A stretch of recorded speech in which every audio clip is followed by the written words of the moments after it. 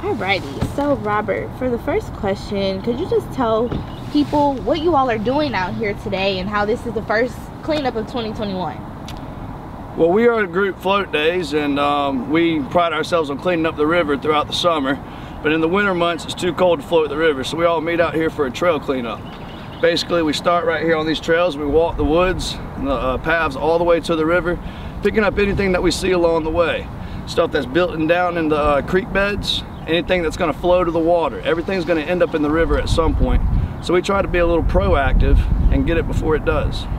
Well, we started the Float Daze page and group about 4 years ago. We have a very dedicated and massive following on Facebook. And we create events throughout the year, and everybody just is so dedicated and so active that they come out. We have a lot of participation in this group, and that's what makes all this possible. Well, being today that we have the most beautiful weather that we've seen in 2 weeks, and I'm expecting a bunch of people to come out today. This is the first cleanup of 2021, and we want to start it off right. We want to get out there and get it done.